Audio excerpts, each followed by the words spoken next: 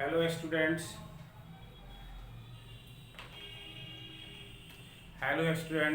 Good morning.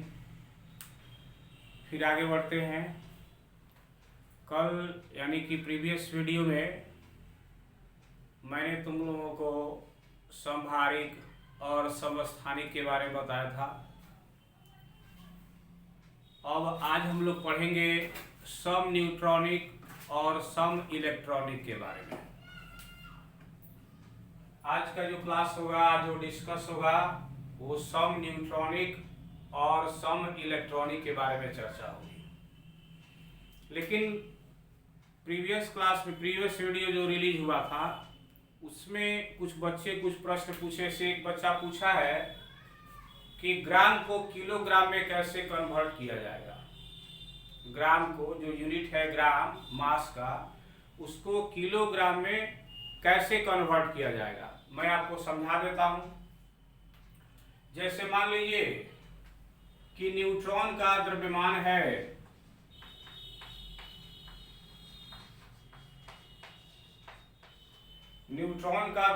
होता है 1.6 गुना 10 का पावर माइनस 24 ग्राम। न्यूट्रॉन का द्रव्यमान होता है 1.6 गुना 10 का पावर माइनस 24 ग्राम। अब इसको आप कन्वर्ट करना चाहते हैं किलोग्राम में। इस ग्राम को आप यूनिट को कन्वर्ट करना चाहते हैं किलोग्राम में। तो ग्राम को किलोग्राम में कन्वर्ट करने के लिए 1000 से यानी 10 के पावर 3 से भाग देना होता है। तो अगर हम इसको बदलना चाहें किलोग्राम में तो क्या लिखेंगे? 1.6 into 10 to the power minus 24 और इसमें भाग देंगे हम 1000 से। यहाँ न्यूटन का द्रव्यमान यह ग्राम में है और इसको कन्वर्ट करना है किलोग्राम में। तो हम क्या किए, जो ग्राम में इसका द्रव्यमान था उसमें 1000 से भाग दे दिए। अब यहाँ यूनिट जो है वह हो गया आपको kilogram. Is equal to 1.6 into 10 to the power minus 24 और यहाँ 1000 जो है इसको लिखा जा सकता है 10 का घात 3। 1000 को हम लिख दिए 10 का घात 3 यानी इतना किलोग्राम।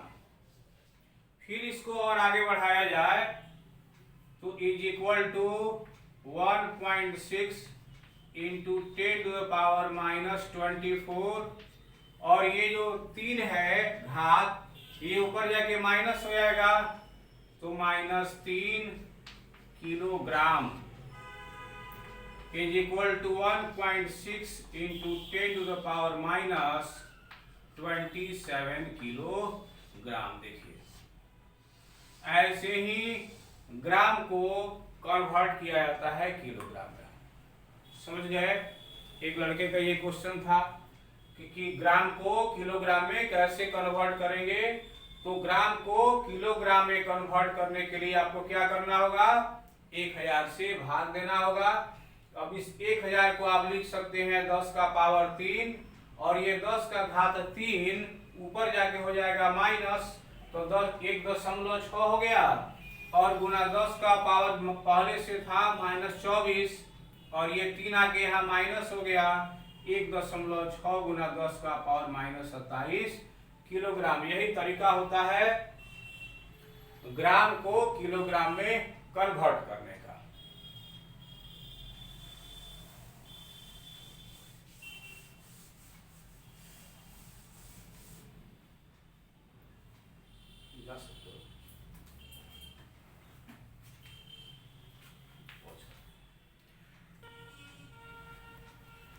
अब आइए आपको पढ़ाते हैं सम न्यूट्रॉनिक और सम इलेक्ट्रॉनिक के बारे में।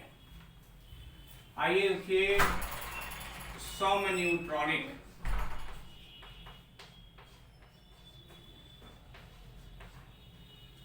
इसको अंग्रेजी में कहा जाता है आइसो न्यूट्रॉनिक।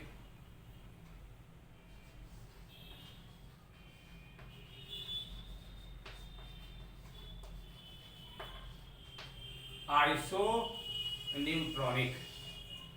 नाम से ही आपको कुछ बात क्लियर हो जा रहा है बच्चों कि सम न्यूट्रॉनिक यानी न्यूट्रॉन की संख्या क्या हो, इक्वल हो। इसके पहले हम लोग पढ़े थे समस्थानिक, उसके बाद पढ़े संभारिक, उसके बाद आया सम न्यूट्रॉनिक, आइसो न्यूट्रॉनिक। देखिए सम मतलब होता है समान और न्यूट्रॉनिक मतलब न्यूट्रॉन की संख्या वाले। तो वैसे परमाणु जिनमें न्यूट्रॉन की संख्या समान होती है उन्हें सब न्यूट्रॉनिक कहा जाता है। वैसे परमाणु जिनमें न्यूट्रॉन की संख्या समान होती है उनको बोलते हैं सम न्यूट्रॉनिक, आइसो न्यूट्रॉनिक। देखिए पहले मैं डिफिनीशन लिख देता हूं।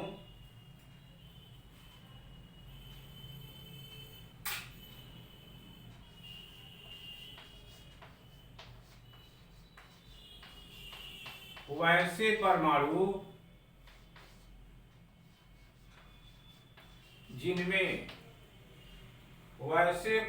जिनमें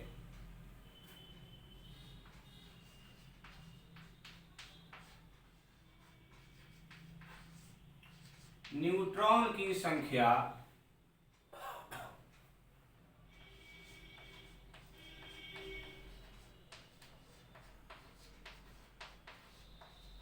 समान होती है। वैसे परमाणु जिनमें न्यूट्रॉन की संख्या समान होती है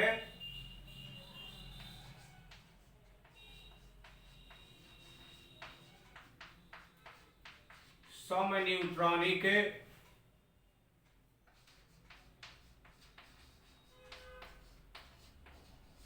कहलाते हैं। तो बच्चों ये सम न्यूट्रॉनिक का, आइसो न्यूट्रॉनिक का डिफिनीशन हो गया। वैसे परमाणु जिनमें न्यूट्रॉन की संख्या समान होती है क्या कहलाते हैं, सम न्यूट्रॉनिक कहलाते हैं। नाम से ही परिभाषा आपको मिल गया। एग्जाम्पल में देखिए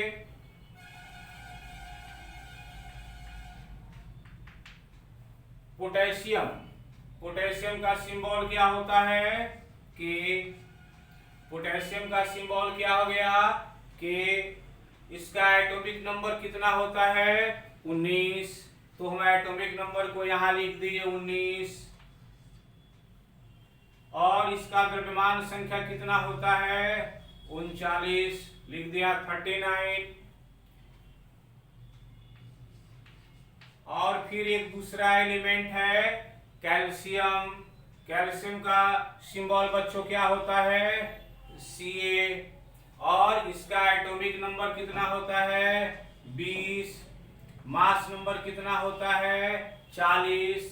आइए देखा जाए इसमें पोटेशियम में, नीचे आपको पहले बताया हूं मैं कि यहाँ जो एलिमेंट होता है उसका जो एटॉमिक नंबर होता है वो यहाँ लिखा जाता है और मास नंबर यहाँ लिखा जाता है। तो पोटेशियम का एटॉमिक नंबर यानी परमाणु संख्या यानी प्रोटॉन की संख्या कितना हो गया 19। तो पोटेशियम में प्रोटॉन कितने हैं 19।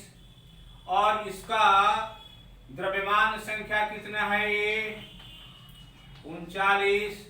तो न्यूट्रॉन निकालने के लिए हम क्या करेंगे, उसके द्रव्यमान संख्या में से प्रोटॉन की संख्या को माइनस करेंगे।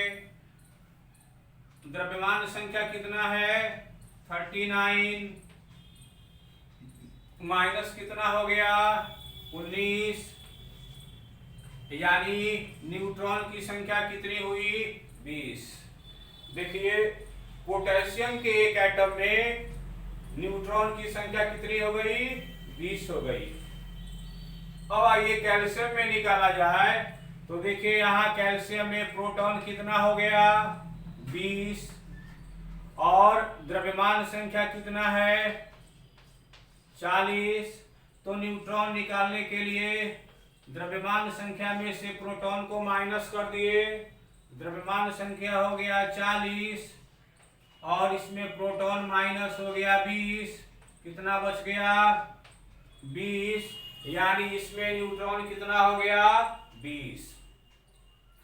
तो पोटेशियम और कैल्शियम दोनों एटम में आप देख रहे हैं कि न्यूट्रॉन की संख्या क्या है, न्यूट्रॉन की संख्या बराबर है। इसमें भी न्यूट्रॉन की संख्या 20 है और कैल्शियम में भी न्यूट्रॉन की संख्या 20 है। इसलिए कैल्शियम और पोटेशियम क्या हो गए बाबू, ये हो गए सम न्यूट्रॉनिक आइसो न्यूट्रॉनिक। अंडरस्टैंड? तो समझ गए आप लोग कि सम न्यूट्रॉनिक किसे बोलते हैं, वैसे परमाणु जिनमें न्यूट्रॉन की संख्या क्या हो, बराबर हो, समान हो, उन्हीं को हम लोग बोलते हैं सम न्यूट्रॉनिक। और यहाँ दो एग्जाम्पल आपको मैं दिया कि पोटेशियम और कैल्शियम। पोटेशियम और कैल्शियम में आप देखें कि न्यूट्रॉन की संख्या दोनों में कितनी है, 20 है। इसका मतलब कि पोटेशियम और कैल्शियम क्या है, सम न्यूट्रॉनिक है। ओके, समझ में आ गया होगा।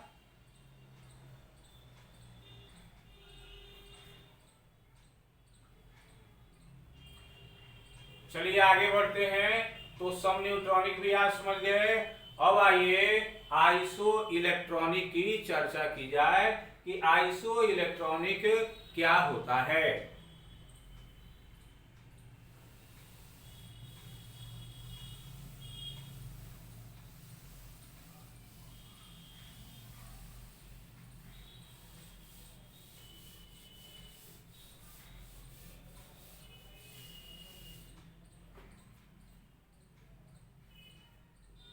अगला टॉपिक है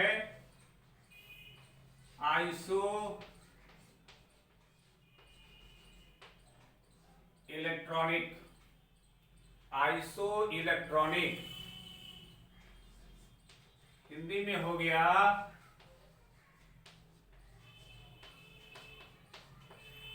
सम इलेक्ट्रॉनिक।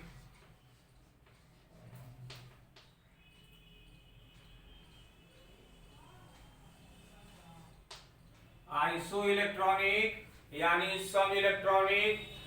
तो देखिए बाबू, फिर इसमें आ गया आइसो यानी सम इलेक्ट्रॉनिक। आप नाम से फिर समझ सकते हैं कि इसमें इलेक्ट्रॉन की संख्या क्या होगी, समान होगी। इसमें इलेक्ट्रॉन की संख्या क्या होगी, समान होगी। अच्छा ये बताइए कि कोई आप दो ऐसा परमाणु, अलग अलग एलिमेंट का कोई आप दो परमाणु बता सकते हैं जिनमें इलेक्ट्रॉन की संख्या समान हो? कतई नहीं, नेवर। ऐसा कभी नहीं होता है कि दो अलग अलग तत्व के परमाणुओं में इलेक्ट्रॉन की संख्या समान हो, क्योंकि अलग अलग तत्व के परमाणु में इलेक्ट्रॉन की संख्या हमेशा डिफरेंट होता है, अलग अलग होता है। तो फिर सम इलेक्ट्रॉनिक कैसे होंगे, आइए देखते हैं। पहले मैं डिफिनीशन लिखा देता हूं। देखिए,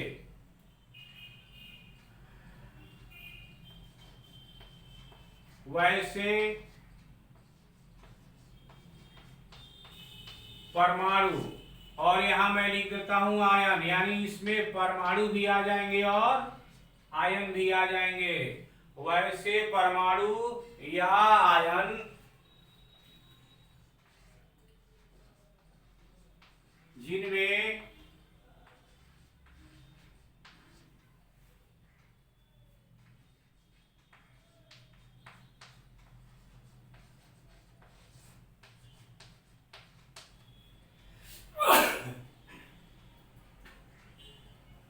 वैसे परमाणु या आयन जिनमें इलेक्ट्रॉन की संख्या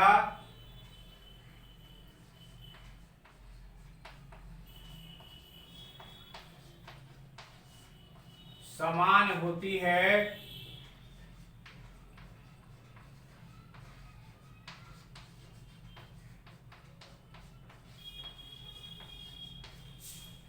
सम इलेक्ट्रॉनिक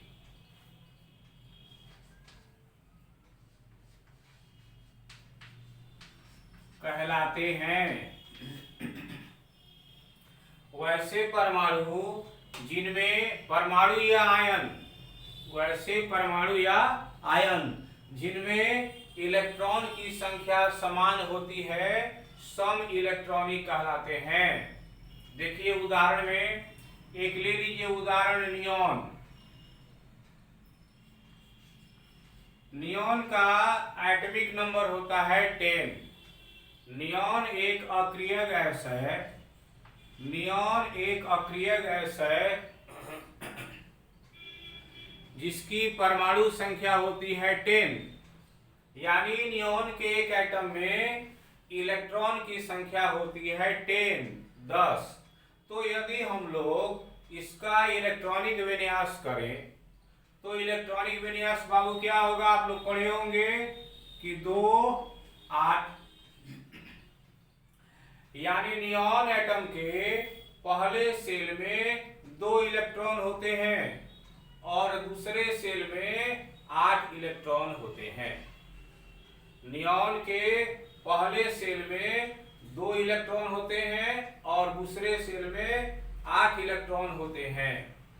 नियॉन के बाद एक एलिमेंट होता है सोडियम, जिसकी परमाणु संख्या होती है 11। सोडियम का इलेक्ट्रॉनिक विन्यास आप लोग पढ़े होंगे 2 8 1। यानी पहले सेल में इलेक्ट्रॉन की संख्या 2, दूसरे सेल में इलेक्ट्रॉन की संख्या 8 और तीसरे सेल में इलेक्ट्रॉन की संख्या 1 होती है।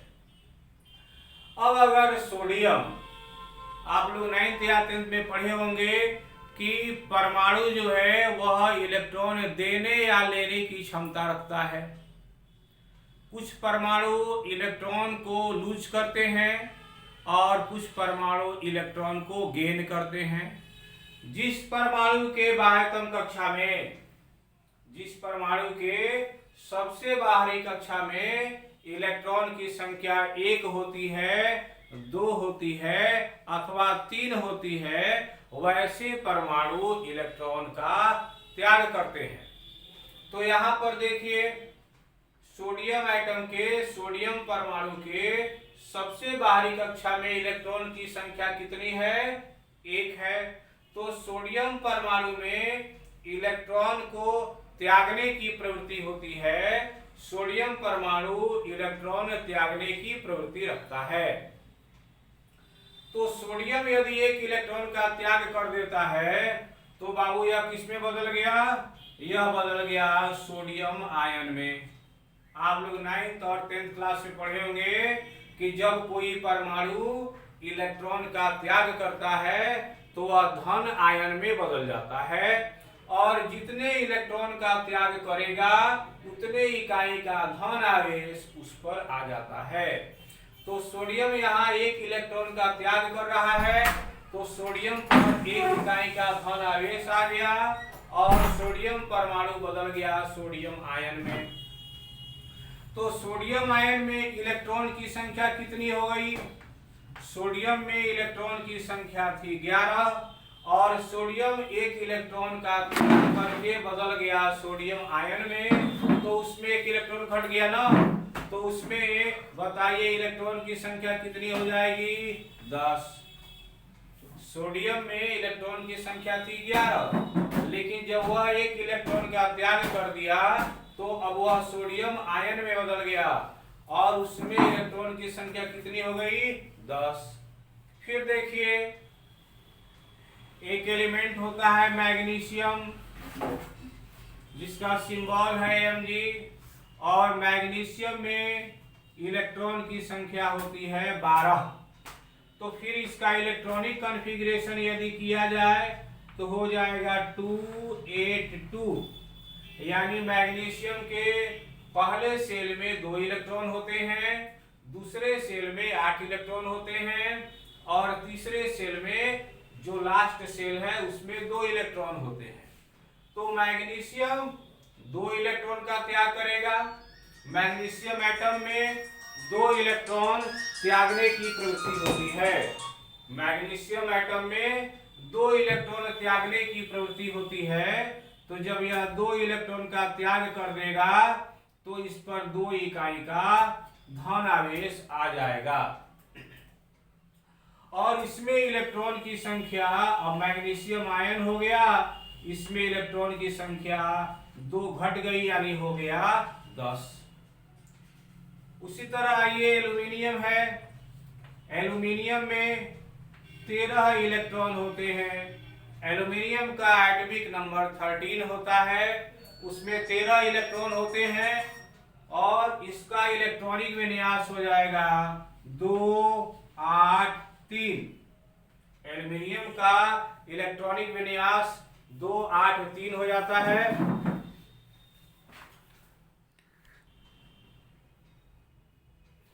तो एल्यूमिनियम के एक एटम में इलेक्ट्रॉन की संख्या होती है 13, तो उसका इलेक्ट्रॉनिक कॉन्फ़िगरेशन हो गया 283।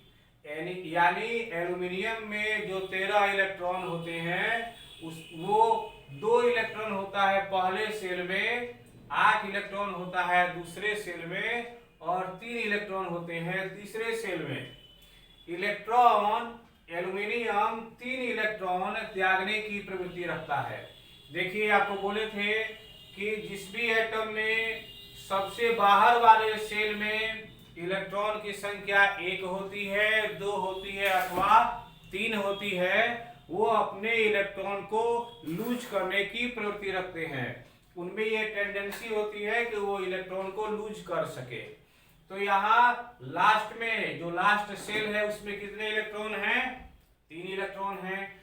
तो एल्यूमिनियम इन 3 सेलों को अगर त्याग देता है, लूज कर देता है, तो वह बदल गया अब आयन में। एल्यूमिनियम पर 3 इकाई का धन आवेश चढ़ जाएगा और वह बदल गया, एल्यूमिनियम परमाणु था ना, अब एल्यूमिनियम परमाणु नहीं रह के वह हो गया एल्यूमिनियम आयन। और एल्यूमिनियम आयन में अब इलेक्ट्रॉन की संख्या बाबू कितनी हो गई? 10। एल्यूमिनियम में था 13, लेकिन जब वह 3 इलेक्ट्रॉन का त्याग कर दिया तो अब उसमें इलेक्ट्रॉन की संख्या कितनी हो गई? 10। और वह अब एल्यूमिनियम परमाणु नहीं रहा, वह अब हो गया एल्यूमिनियम आयन। और देखिए आप फ्लोरीन का नाम सुने होंगे। फ्लोरीन में इलेक्ट्रॉन की संख्या होती है 9। फ्लोरीन जो कि एक हाइड्रोजन है, उसमें इलेक्ट्रॉन की संख्या होती है 9। फ्लोरीन का एटॉमिक नंबर होता है 9। इसका इलेक्ट्रॉनिक कॉन्फ़िगरेशन किया जाए तो इलेक्ट्रॉनिक कॉन्फ़िगरेशन होगा 27। यानी फ्लोरीन एटम में पहले सेल में 2 इलेक्ट्रॉन होते हैं और दूसरे सेल में 7 इलेक्ट्रॉन होते हैं। जिस भी परमाणु के सबसे बाहर वाले सेल में इलेक्ट्रॉन की संख्या 5 होती है, 6 होती है या 7 होती है, उनमें इलेक्ट्रॉन को लेने की प्रवृत्ति होती है। जिस परमाणु में इलेक्ट्रॉन की सबसे बाहरी सेल में इलेक्ट्रॉन की संख्या 1, 2 या 3 होती है, they have the tendency to lose the electrons, उनमें इलेक्ट्रॉन को लूज करने की टेंडेंसी होती है। लेकिन यदि सबसे बाहरी सेल में इलेक्ट्रॉन की संख्या 5, 6 या 7 होती है, they show the tendency to gain the electron, way electron को गेन करने का टेंडेंसी प्रवृत्ति दिखलाते हैं। तो यहाँ आप देखिए फ्लोरीन में सबसे बाहरी कक्षा में इलेक्ट्रॉन की संख्या कितनी है? 7। तो ये इलेक्ट्रॉन लेगा ताकि 8 हो जाए, अष्टक की प्राप्ति कर सके। तो यह इलेक्ट्रॉन लेगा, कितना लेगा बाबू? 7 है, 1 लेगा। जब 1 लेगा तो इसमें कितने हो जाएंगे? 8 हो जाएंगे। तो जब कोई परमाणु इलेक्ट्रॉन लेता है, जब कोई परमाणु इलेक्ट्रॉन को एक्सेप्ट करता है, तो उस पर उतने इकाई का ऋण आवेश आ जाता है। तो देखिए फ्लोरीन 1 इलेक्ट्रॉन लिया है ताकि यहाँ 8 हो जाए, अष्टक की प्राप्ति हो सके, तो उस पर 1 इकाई का ऋण आवेश हो गया और इसमें इलेक्ट्रॉन की संख्या हो गई 10। पहले इलेक्ट्रॉन की संख्या थी 9, लेकिन अब ये आयन में कन्वर्ट हो गया फ्लोराइड आयन। तो फ्लोराइड आयन कैसे बना? तो जब फ्लोरीन 1 इलेक्ट्रॉन एक्सेप्ट किया तो इसमें इलेक्ट्रॉन की संख्या अब जो पहले 9 थी कितनी हो गई? 10 हो गई। फिर उसके बाद देखिए ऑक्सीजन, ऑक्सीजन का एटॉमिक नंबर बाबू 8 होता है। इसका इलेक्ट्रॉनिक कॉन्फ़िगरेशन हो जाता है 26। अब ये कितना इलेक्ट्रॉन लेगा अष्टक की प्राप्ति के लिए? 2 इलेक्ट्रॉन लेगा। जब 2 इलेक्ट्रॉन लेगा तो ये ऑक्साइड आयन बदल जाएगा और इस पर 2 इकाई का नेगेटिव चार्ज हो जाएगा और उसमें इलेक्ट्रॉन की संख्या कितनी हो गई? 10 हो गई। वैसे ही देखिए नाइट्रोजन में इलेक्ट्रॉन की संख्या कितनी होती है? 7 होती है और इसका इलेक्ट्रॉनिक कॉन्फ़िगरेशन क्या होता है? 25। यानी नाइट्रोजन एटम के पहले सेल में 2 इलेक्ट्रॉन और दूसरे सेल में 5 इलेक्ट्रॉन। तो नाइट्रोजन क्या करेगा? कितना इलेक्ट्रॉन एक्सेप्ट करेगा? 3 इलेक्ट्रॉन करेगा ना। तो नाइट्रोजन जब 3 इलेक्ट्रॉन एक्सेप्ट किया तो नाइट्रोजन आयन बन गया और नाइट्रोजन आयन पर 3 इकाई का ऋण आवेश आ गया। देखिए बैटरी मंगा दें, माउस में डाले इस पर 3 इकाई का ऋण आवेश आ गया और इसको हम लोग बोलते हैं नाइट्राइड आयन। यहाँ बना है ऑक्साइड आयन, यहाँ बना है नाइट्राइड आयन। और जब इलेक्ट्रॉन थे 7, जब 3 इलेक्ट्रॉन ले लिया तो कितने हो गए बाबू? 10। अब यहाँ जो हम लिखे हैं एग्जाम्पल दिए हैं वहां देखिए तो किसमें इलेक्ट्रॉन की संख्या समान है? ध्यान दीजिए। देखिए मैग्नीशियम आयन में इलेक्ट्रॉन की संख्या है 10। एल्यूमिनियम आयन में इलेक्ट्रॉन की संख्या है 10। नियॉन परमाणु में इलेक्ट्रॉन की संख्या है 10। सोडियम आयन में इलेक्ट्रॉन की संख्या है 10। नाइट्राइड आयन में इलेक्ट्रॉन की संख्या है 10। फ्लोराइड आयन में इलेक्ट्रॉन की संख्या है 10। ऑक्साइड आयन में इलेक्ट्रॉन की संख्या है 10। तो यहाँ पर नियॉन जो है वह एक एटम है। नियॉन का यहाँ एटम लिया गया है और बाकी देखिए नाइट्रोजन का आयन है, ऑक्सीजन का आयन है, फ्लोरीन का आयन है, यहाँ एल्यूमिनियम का आयन है, यहाँ मैग्नीशियम का आयन है। यानी कि इसमें परमाणु भी है और आयन भी है। इसीलिए जो यहाँ डिफिनीशन लिखा गया है, यहाँ लिखा गया है वैसे परमाणु या आयन। अगर केवल हम आयन नहीं लिखते, केवल लिख देते परमाणु, तो ये गलत डिफिनीशन हो जाता, क्योंकि कोई भी 2 अलग अलग तत्व के परमाणु में इलेक्ट्रॉन की संख्या कभी भी इक्वल नहीं हो सकता है, हमेशा समान होगा। इसलिए परमाणु के साथ यहाँ क्या लिखा गया है? आयन लिखा गया है और दोनों को संयुक्त रूप में अंग्रेजी में कहा जाता है स्पीशीज। आयन और परमाणु को मिला दिया जाए तो अंग्रेजी में इनको क्या बोलते हैं? स्पीशीज। तो ऐसे स्पीशीज जिनमें इलेक्ट्रॉन की संख्या समान होती है सम इलेक्ट्रॉनिक कहलाते हैं। अब इसका एग्जाम्पल ये तो मैं आपको समझाया हूं, अगर इसका एग्जाम्पल लिखा जाए तो देखिए इसके उदाहरण में हम लोग क्या लिखेंगे? उदाहरण में हम लोग लिखेंगे नियॉन, फ्लोराइड आयन। नियॉन के बाद क्या लिखा जाएगा? Fluoride ion. फ्लोराइड आयन के बाद क्या लिखा जाएगा? Oxide ion. ऑक्साइड आयन के बाद क्या लिखा जाएगा? Sodium ion. और सोडियम आयन के बाद यहां क्या हो गया? Nitride ion. देखिए नाइट्राइड आयन। उसके बाद यहां है मैग्नीशियम आयन और यहां है आपको एल्यूमिनियम आयन। ये सभी आपस में क्या हैं?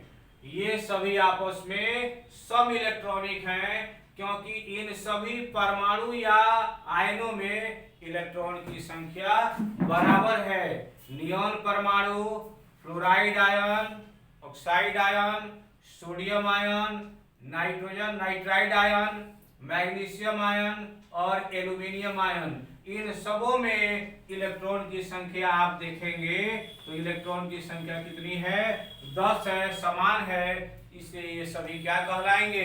ये सभी हो गए आपको सम इलेक्ट्रॉनिक, आइसो इलेक्ट्रॉनिक। ओके, समय हो गया है, फिर नेक्स्ट वीडियो में हम लोग मिलेंगे। See you again tomorrow. Thank you.